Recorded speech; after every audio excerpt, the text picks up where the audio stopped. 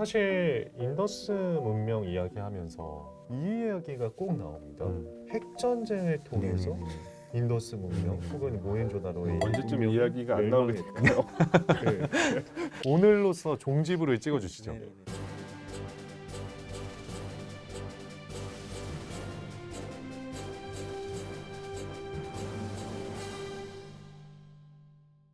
안녕하십니까, 아나운서 김준상입니다. 오늘 10분 토론에서는 인더스 문명에 대한 이야기 해보려고 하는데요. 인더스 문명의 탄생과 멸망 그리고 숨은 미스터리까지 모두 파헤쳐 주실 전문가 두 분 모시고 토론 시작하겠습니다. 인도공학을 전공한 고려대학교의 김용준이라고 합니다. 반갑습니다. 예, 안녕하세요. 한국이집트학연구소의 광민수입니다. 사실 저는 뭐 인도 공학 전공자도 아니고 예. 뭐 아주 잘 알지는 못하는데 아. 오늘 선생님 나오신다 그래가지고 정말 기쁜 마음으로 왔어요. 한국에서 이 인도 고고학, 소위 말하는 인더스 문명을 예. 제대로 전공하신 분이 없어요. 선생님을 제외하고. 그러니까 엄청나게 귀한 자리라고 생각을 하고 있습니다. 그래서 오늘 저도 또 토론자 입장에서가 아니라 약간 예. 그 준상 아나운서랑 비슷하게 예. 사회자 입장에서 예. 질문을 많이 던지는 방식으로 어. 한번 해보려고 지금 생각을 하고 있어요. 그러면 오늘은 출연료는 저랑 똑같. 세계 4대 문명 발상지 중 하나죠. 다른 세계 문명과는 달리 아직 밝혀지지 않은 것이 많다고 들었거든요. 인더스 문명은 언제 어디서부터 시작된 문명인가요? 인더스 문명은 인도 서북부 및 파키스탄 지역에 있었던 인더스 대평원 지역에서 기원전 2600년부터 기원전 한 1900년까지 존속했었던 도시 문명을 말합니다. 인더스 문명 유적은 현재까지 약 한 2000여 개가 조사됐는데요. 그중에서 일단 가장 유명한 것은 이제 인더스 강변에 있는 하라파와 모헨조다로, 가가르 하크라 강변에 라키가리, 그다음에 가네르왈라, 인도 서부 해안의 돌라비라, 이렇게 5개의 도시 유적과 기타 마을 유적들이 있습니다. 우선 메소포타미아나 이집트 혹은 고대 중국과 달리 그 문자가 아직 해독되지 못해가지고 100% 고고학자의 연구에서 연구되어야 되는 시대다 보니까 아무래도 이제 상대적으로 훨씬 더 좀 덜 알려지고 덜 밝혀진 여전히 연구 과제로 남아있는 좀 이렇게 많은 문명이라고 할 수 있겠습니다. 그러니까 이 인더스 문명은 예. 이 고고학자들한테는 약간 로망 같은 문명이라고 할 수가 있는데 그게 왜냐하면 이제 이집트나 메소포타미아나 중국 같은 경우는 예. 선생님이 말씀해주신 것처럼 문헌 자료가 굉장히 많기 때문에 예. 고대 문명 연구에 있어서 고고학자들이 어떤 주된 역할을 못하고 약간 문헌학자들한테 밀리는 경우도 있어요. 그리고 애초부터 그 문명권들은 문헌을 먼저 파악을 한 다음에 시작이 됐어요. 근데 그 문헌이라고 하는 것이 그 지역에서 나온 문헌이 아니라 후대 사람들, 뭐 고대 그리스인이나 혹은 뭐 성서나 예. 이런 데서 나온 후대의 기록들을 가지고서 이제 관심이 생겨났고 그걸 토대로 이제 연구가 시작된 그런 문명권인데 인더스 문명 같은 경우는 그 같은 지역에 살던 후대 사람들도 기억하지 못했어요. 아무 기록이 없어요. 후대 사람들도 거기에 설명하고 있지 않아요. 그러니까 완전히 잊혀졌었던 문명입니다. 예. 그렇기 때문에 모든 거를 다 고고하기, 그러니까 이제 남겨져 있는 물질적인 정황들을 토대로 파악하고 이해해야 되는 그런 문명입니다. 그렇기 때문에 고고학자들한테는 이거 완전 고고학의 세상이다 이렇게 이야기할 수 있는 그런 문명이라고 할 수 있을 것 같아요. 아니 그러면은 인더스 문명 언제 어떻게 발견이 된 건가요? 인더스 문명의 발견과 관련해서 참 재미있는 얘기가 있는데요. 세포의 항쟁이라고 들어보셨죠? 세포의 지금은 인도 대항쟁이라고 하는데 그래서 영국에 준하는 이렇게 여러 가지 정책이 시행되는데 그 중에 하나가 이제 군인 관료에서 이제 좀 고고학 전공자를 이렇게 좀 뽑아라 이렇게 네. 되는 배경에서 고고학의 네. 경험이 있었던 당시 학부를 졸업한 젊은 영국인 존 마샬이라는 고고학자가 인도의 일종의 문화재 청장님으로 오십니다.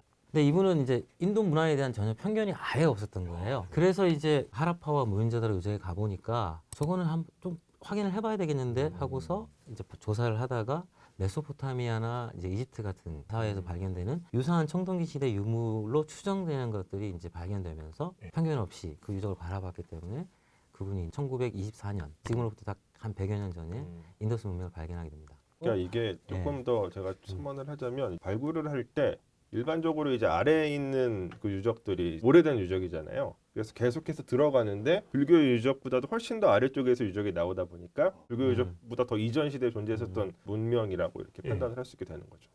생각해 보시면은 그러니까 지금까지 그 정도 규모의 뭐 문명이나 이런 게 그러니까요. 있었다고 아무도 생각하지 않았었어요. 20세기 초반에 이게 딱 나온 겁니다. 당연히 고고학계에서는 뭐 당 슈퍼스타가 될 수밖에 없고. 그러니까요. 규모가 어느 정도 됐던 거죠? 모헨조다로는 이 현대적 개념으로 치면 핵심 도시구역은 우리나라 여의도 정도 됩니다. 그 문헌에 따르면 한 120헥타르 뭐 이렇게 네, 맞습니다. 이야기되고 있어. 엄청나게 큰 규모죠. 그리고 예. 인구도 뭐 한 4만 명까지. 도시 바깥에도 조금씩 이제 농사를 짓고 있었던 분들까지 합하면 많이 잡으신 분들은 한 10만까지.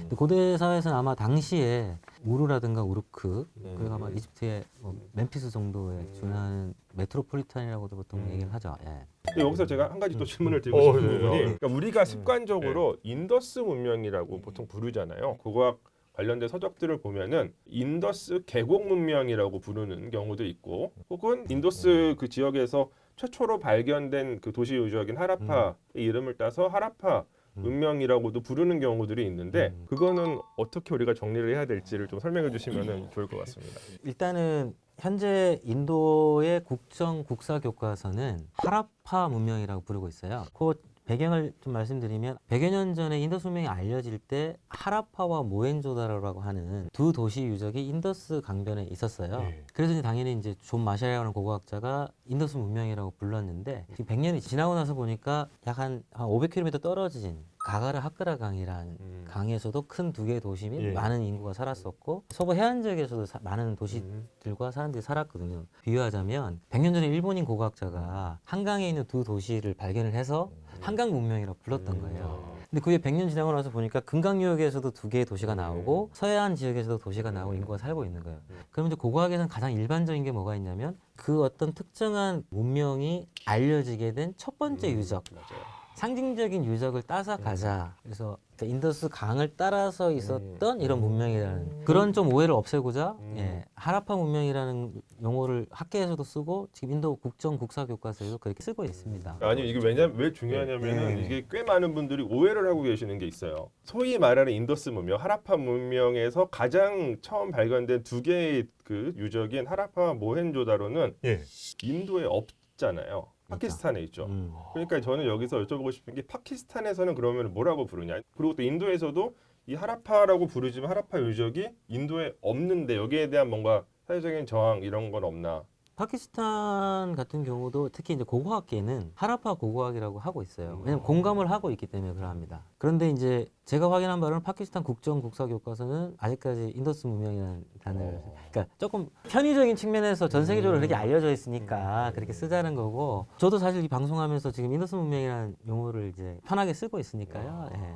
그러면은 곽 소장님한테도 여쭤보고 예. 싶은데 이 인더스 문명이 번성했던 시기는 메소포타미아 문명이나 이집트 문명하고 예. 시기적으로는 어떻게 비슷한가요? 인더스 문명이 훨씬 더 좀 늦죠. 사실은 뭐 메소포타미아나 이집트에서 문명이 시작된 시점보다는 한 5, 6세기, 뭐 길게는 한 7, 8세기 후에 인더스 계곡에서 문명이라고 부를 법한 현상들이 나타나기 시작을 했었고 또 한 가지 인더스 문명이 갖고 있는 메소포타미아나 이집트와 또 다른 차이점은 메소포타미아나 이집트 문명은 굉장히 오랫동안 지속이 돼요. 계속 변하고 계속 지속이 됩니다. 특히 이집트 같은 경우는 안정적으로 지속이 되고 메소포타미아는 지배 계층이 계속 변화하긴 하지만 그래도 어쨌건 지역 내에서 유지가 되는데 인더스 문명은 존속 기간이 상대적으로 되게 짧죠. 그 어떤 사회라든가 문화는 한 뭐 5, 600년 정도? 그 정도 유지가 되었던 것 같아요. 그런 부분들 이제 굉장히 특이하죠. 그렇다 보니까 늦게 시작했지만 사라지는 시점도 이집트나 메소포타미아보다는 훨씬 더 일렀다. 일렀죠. 왜냐하면 뭐 기원전 한 2000년, 1900년 되면 없어지니까 인더스 문명은 이때 이집트나 메소포타미아는 사라지려면 한 2000년 이상 더 시간이 필요했었거든요. 근데 여기서 이제 우리가 한 가지 좀 지적해야 될 것은 예. 보통 저희가 고대 이집트 문명하면 각 선생님 언제부터 언제까지를 말하죠? 보통 기본적으로 파라오닉 시대라고 보통 부르는 한 기원전 3100년부터 정치적으로 클레오파트라가 로마에 패배하는 기원전 30년까지를 일반적으로 이집트 문명이라고 얘기를 하고 문화적으로 보면 기원전 3500년부터 나중에 로마 제국에 의해서 기독교가 국교화되는 서기 4, 5세기까지 그러니까 한 400년 뭐 한 4000년 정도를 잡습니다. 그러니까 결국은 고대 이집트도 그렇고 고대 메소포타미아도 제가 알기로는 최초의 도시 문명 시대였던 수메르 문명 시대부터 네. 페르시아 제국 맞아요. 예. 이전까지를 보통 잡거든요. 예. 그렇게 되면 이제 우리가 흔히 해서 고고학적으로 얘기하면 청동기 시대랑 철기 시대가 같이 포함되는 거죠. 인도도 철기 시대가 굉장히 빠르게 이제 개화한 지역이거든요. 근데 이제 철기 시대는 이제 인더스 지역에서 개화하지 못하고 동쪽으로 좀 이동한 겐지스 지역에서 처음으로 이제 개발을 합니다. 예. 그리고 그 철기 시대 가장 유명한 인물이 그 유명한 석가모니, 불교가 그때 이제 발흥을 하거든요. 그래서 지금 제가 왜 이제 그 곽선영한테 질문을 드렸냐면, 인도도 이제 이집트나 중국을 따라서 고대 북인도 문명 혹은 인더스강과 겐지스강을 합해서 인도 겐지스 대평원 문명이라고 크게 좀 확대해서 보자라는 생각을 가지고 있기도 해요. 근데 이제 설명해 주신 것처럼 뒤늦게 출발했다가 수백 년밖에 존속하지 못하고 쇠퇴했다라고 하는 이 패러다임이 만들어졌냐면, 이 인더스 문명의 쇠퇴와 관련해서 이제 100여 년 전 영국 고고학자였는데 모티머 힐러라는 고고학자가 있었습니다. 근데 이분이 인더스 문명 개론서를 예. 출판을 하게 됐고, 예. 이 내용 중에 이제 굉장히 중요한 패러다임이 이제 이런 겁니다. 인더스 문명의 시작은 메소포타미아의 이주의 영향이었다. 그러니까 일종의 메소포타미아 아루론. 이 주장의 근거 중에 하나는 예. 사실 인더스 문명에 대해서 후대 어떤 다른 지역에서 기록이 없다고 말씀드렸는데, 이 수메르 지역에서 약간 인더스 문명을 지칭하는 일종의 지명 같은 표현이 나와요. 멜루하라고 하는 맞습니다. 예. 표현인데 이게 인더스 문명일 것이다. 그리고 실제로 두 문명 사이에 어떤 교류의 흔적은 고고학적으로 확인이 되거든요. 근데 이런 점들을 토대로 이제 모티머 휠러 같은 경우는 그 당시 유행하던 전파론에 입각을 해서 인더스 문명은 이것도 수메르인들의 영향을 받아서 혹은 이주를 해서 세운 문명이다, 이렇게 설명을 했었죠. 이번에 또 중요한 얘기 중에 하나가, 이 문명이 쇠퇴하게 된 이유가 외부인의 침략. 그러니까 그 유명한 이제 아리안 침략론이 나오는데요. 그 중앙아시아 등지로부터 침략한 새로운 이주민에 의해서 이 문명이 멸망했다라는 이제 유명한 패러다임을 이제 제시를 했었습니다. 그러다 보니까 고대 이집트 문명과 메소포타미아 문명은 로마에 의해서 이제 문화가 성격이 완전 바뀌는 시기까지를 잡는 거와 비슷한 논리로, 인더스 문명도 그 이후에 외부에서 들어온 아리안에 의해서 문화가 바뀌었으니까 인더스 문명은 문명의 시작과 끝을 그렇게 잡아버린 거죠. 지금 전 세계 인더스 고고학계 대부분의 공감하고 있는 정서는 예. 중앙아시아 등지로부터 철기와 그 기마에 기반한 외부의 문화적인 유입이 분명히 있었지만, 그들의 영향력은 그렇게까지 이 지역의 문화 자체를 완전히 뒤바꾼 것은 아니기 때문에, 그 인더스 문명의 어느 정도 기층 문화가 겐지스 시대로도 이어지기 때문에 좀 장기적인 관점에서 마치 고대 이집트와 고대 메소포타미아 문명을 장기적으로 큰 틀에서 놓고 보는 것처럼, 이 고대 인도 문명도 인더스 문명, 그리고 그 이후에 쇠퇴 이후에 이어졌던 겐지스 시대까지 같이 좀 봐야 된다라는 생각들이 요즘 아주 많아지고 있습니다. 그게 아마 좀 공평하기도 할 것 네. 같고요. 그렇다면 인더스 문명을 처음 일궈낸 사람들은 누굴까? 얘기해 주신다면요. 상식적으로 첫 번째 중요한 점은, 지금도 인더스 문명이 발전했었던 것은 밀곡창 지역에 들어갈 겁니다. 농경이 굉장히 일찍 시작된 지역이었어요. 그곳에서 수천 년 동안 사람들이 농사와 목축업을 해오다가 자연스럽게 이제 인구가 증가하고 하면서 도시 문화로 발전한 거거든요. 그러니까 기본적으로는 그 지역에 수천 년 동안 살았던 사람들이라는 겁니다, 우선은. 그러면 그 지역에서 쭉 살았던 사람들은 거기서 태어나고 그랬던 사람들만 있었느냐? 그렇지는 않고요. 이웃한 이란 고원이라든가 중앙아시아에서 끊임없이 이주해 와서 일종의 복합적인 인구 구성을 가지고 있었을 거로 추정되고요. 그리고 저희가 이제 아직 해독하고 있지는 않지만 크게 권역을 나누어서 인장에 남아있는 글자의 이런 순서들을 컴퓨터 프로그램을 해보면, 그러니까 우리가 지금 영어랑 불어랑 독일어가 알파벳을 쓰긴 하는데 다르잖아요. 그 정도 차이의 언어적인 차이도 있었을 것이다라고 많은 이들이 추정하고 있어요. 그래서 다언어적인 사회였고, 이미 그 시대에도 주변의 이란 지역,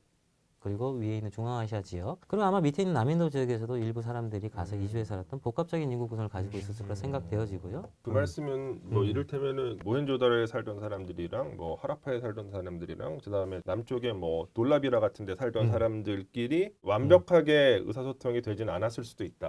그러니까 그랬을 가능성이 높아 보입니다. 그것은 현재로서는 저희가 이제 문헌으로서 확인할 수 있는 건 아니고요. 약간 중앙집권적인 힘이 상대적으로 다른 문명에 비해 약했던 네, 거 맞습니다. 아닙니까? 예. 그게 이제 아마 이제 이집트, 메소포타미아와 비교했을 때 저 개인적으로는 가장 미스테리하다고 생각하고 있어요. 그게 무슨 얘기냐면, 우리가 뭐 고대 이집트뿐만 아니라 메소포타미아, 고대 중국도 그렇고, 그리고 신대륙에서 있었던 마야나 아즈텍, 이런 고대 문명이 가지고 있는 세계사적 보편성이라고 하면 종교라든가 사후 세계와 관련돼서 굉장히 많은 관심이 있었고, 그런 부분에 굉장히 많은 사회적 재화가 투자되기도 했었기도 하고, 또 대부분은 또 우리 흔히 얘기해서 이 재정에 일치라고 하나요? 뭐 맞아요. 종교와 네. 이렇게 권력이 뭐 합쳐지는 그런 것도 많았는데 인더스 문명이 가지고 있는 가장 이색적이고 미스테리한 부분은 그런 세계사적 보편성에서 볼 때 유별나게도 거기에 대해서 관심이 없었던 것 같습니다. 예. 예. 그러니까 인더스 문명이 갖고 있는 굉장히 특이한 점 중에 하나가 뭔가 이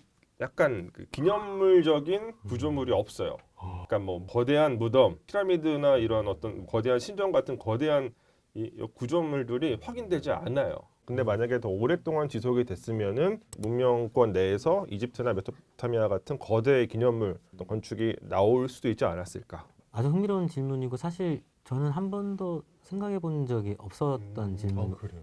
예. 그래서 혹시 인더스 문명이 쇠퇴하지 않고 꾸준히 지속됐으면 그 내부에 어떤 권력자가 생겨서 인더스 전체 사회가 통합되거나 새로운 종교 사회 문화가 탄생했을 수도 있을 거라고 상상해 볼 수 있겠는데 근데 제 개인적인 의견은 5개의 도시와 도시의 거리가 한 500km 정도.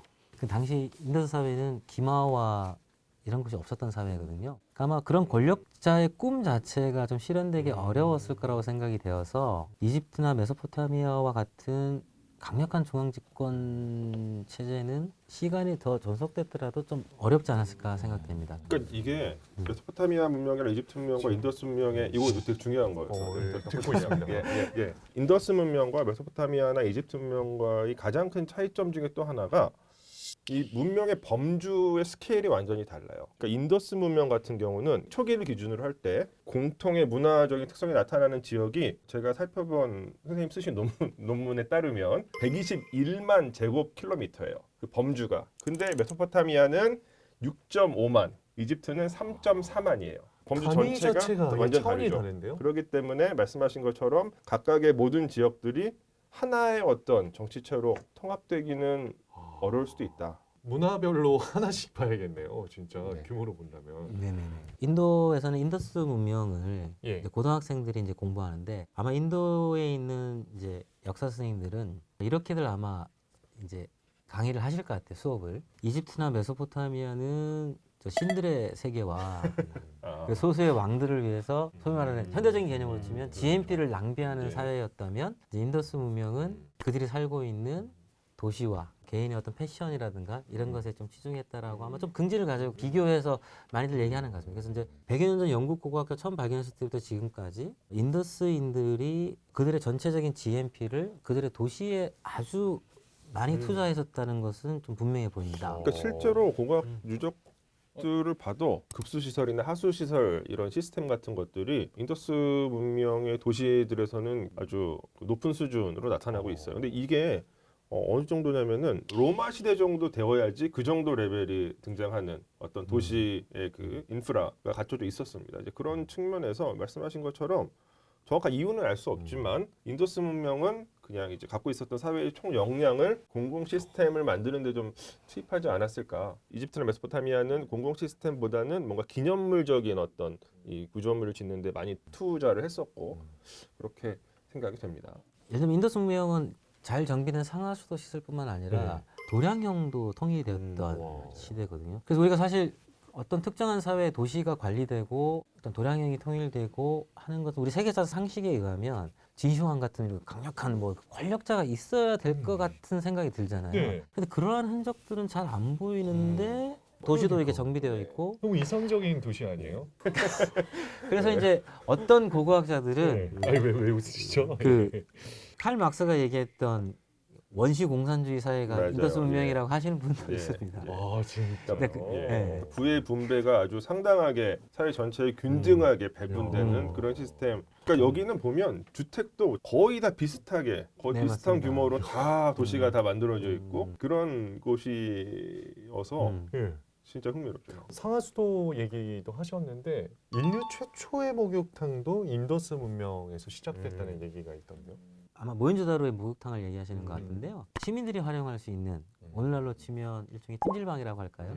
뭐 이런 개념으로 치면 인더스 문명이 가장 오래된 것이라고 할 수는 있겠습니다. 근데 이제 이것이 중요한 이유는 인더스 문명이 쇠퇴하고 나서 이주하면서 인더스 문명의 기층 문화들이 많이 이렇게 전파가 돼서 지금까지 살아남았다라고 말씀드렸잖아요. 그럼 대표적인 것 중에 하나가 바로 이 침례 문화입니다. 물을 깨끗하게 모아서 목욕을 하는. 그래서 중앙아시아에서 이동해온 그 다른 종교가 들어왔을 때도 대부분 우리가 배화교라고 그래서 조라스터교나 이렇게 베다교 같은 경우는 불을 중시하는 종교였거든요. 네. 그럼에도 불구하고 그 인더스 문명부터 이렇게 끈적하게 살아남았던 이 침례 문화는 지금까지도 인도 문화의 기초적으로 살아오는 문화인데요. 겐지스 강에서 이렇게 성스러운 목욕을 하고 하는 이 문화의 기조가 된 것은 거의 많은 학자들이 공감하고 있습니다. 그리고 이 목욕탕 유적이 아마 그 유적에서 제일 높은 지대에 위치하고 있는 걸로 알고 네, 있는데 맞습니다. 그런 점들도 이 목욕탕이 단순히 목욕탕으로서 그러니까 뭐 진짜 몸을 씻는 기능적인 그런 측면이 아니라 커뮤니티 전체에서 뭔가 상징적으로 되게 중요한 공간이었다라는 것을 추정해 볼 수 있게 해주는 정황이죠. 사실 인더스 문명 이야기하면서 이 이야기가 꼭 나옵니다. 핵전쟁을 통해서 네네네. 인더스 문명 혹은 모헨조다로의 언제쯤 문명이 이야기가 안 나오게 될까요?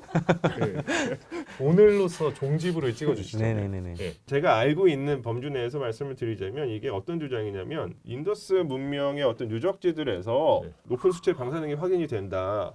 그리고 이제 그 유적지에서 트리니타이트라고 하는 모래가 유리화된 결정들이 확인된다. 근데 이거는 핵무기를 통해서만 그 만들어지는 거다. 그렇죠. 이런 주장이에요. 근거가 있긴 있군요.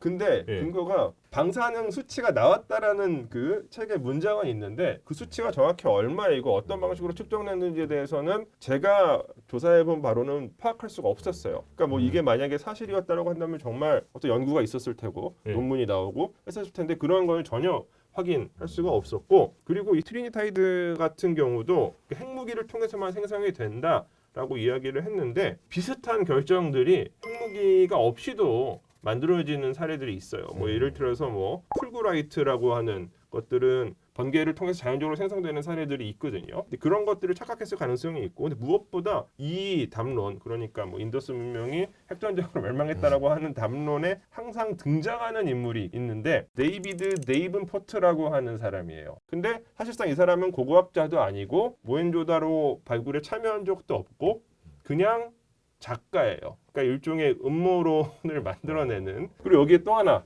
같이 언급되는 얘기 또 있어요. 마하바라타라고 하는 훨씬 후대의 문헌에서 뭔가 핵전쟁을 묘사하고 있는 듯한 그 대목이 나온다. 뭐 사람들이 다 타버리고 폭발되는 밝기가 뭐 만 개의 태양 뭐 이렇게 표현하고 있는 그 내용이 나온다. 그래서 이것도 핵전쟁의 근거다라고 주장한 사람이 있는데 이쪽 업계에서 그 대북격인 인물이 있어요. 그 에리 폰 데니켄이라고 하는 예. 분이 있는데 그분이 주장한 거예요. 이거는 이게 그래서 이런 것들이 합쳐져 가지고 뭔가 있었던 거 아니야라고 주장을 하지만 실체적인 근거 자체가 확인되지 않는다.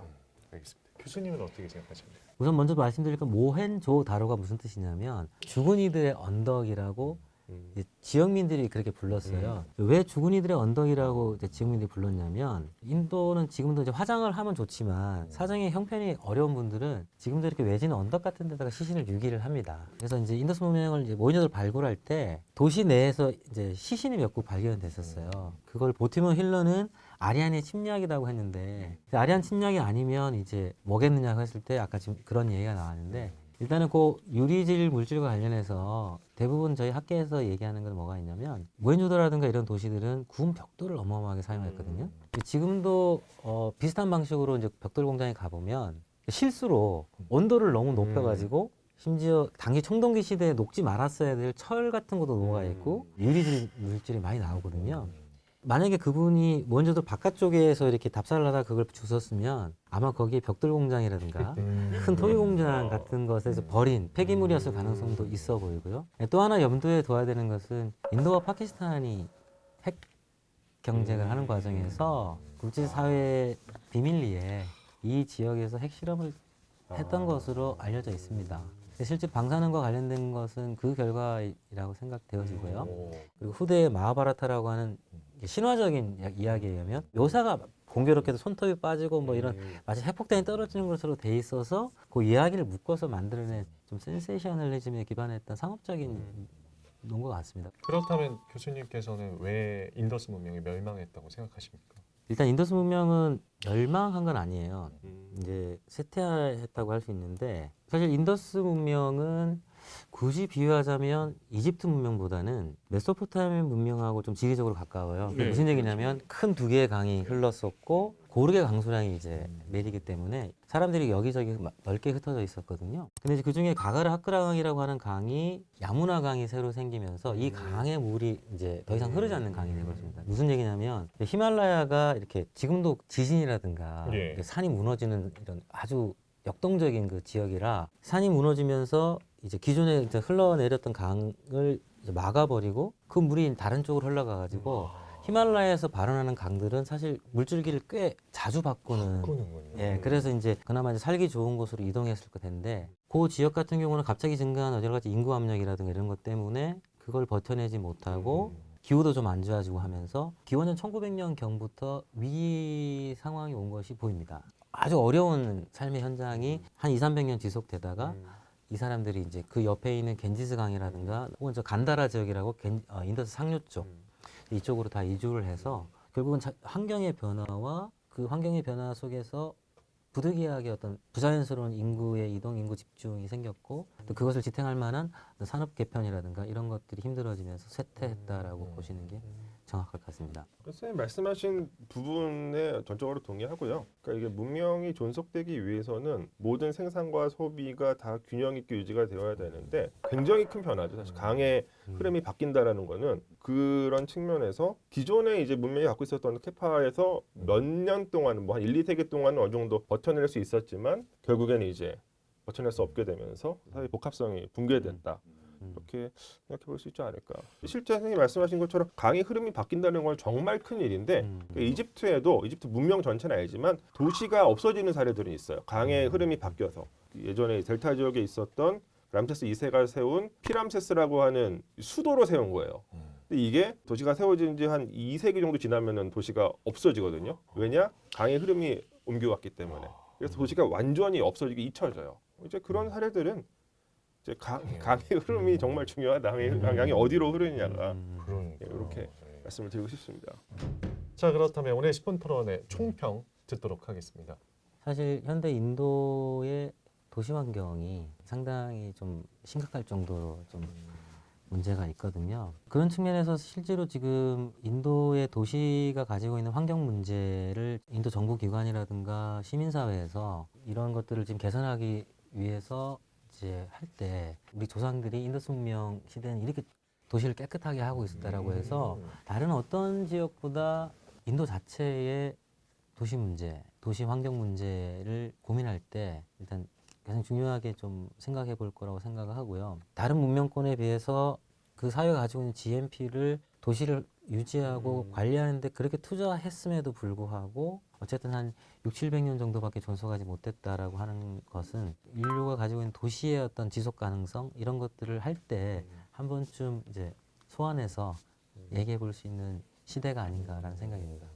인더스 문명 같은 경우는 국가 단계까지 이 문명이 이르렀었냐에 대해서 학계에서 논쟁들이 좀 있어요. 왜냐하면 만약에 인더스 문명이 우리가 일반적으로 얘기하는 고대 국가의 단계까지 이르지 않았다라고 한다면 그럼에도 불구하고 풍요롭게 완성된 어떤 그 추락을 가지고서 살아갔었던 거거든요. 그렇기 때문에 우리가 지금 당연한 것을 항상 누리고 있고 뭐 이집트나 메소포타미아에서 당연하듯이 나타나고 하는 그 고대 국가의 형태가 과연 필수 불가결한 어떤 사회적인 현상이냐에 대해서 한 번쯤은 고민을 해보는 것이 좋지 않을까 이렇게 생각을 합니다. 인더스 문명을 바라보면서. 네, 오늘은 인더스 문명에 대한 자세한 이야기 펼쳐봤는데요. 다음 주에도 저희는 재미난 이야기로 돌아오도록 하겠습니다. 오늘도 10분 토론 시청해 주셔서 고맙습니다.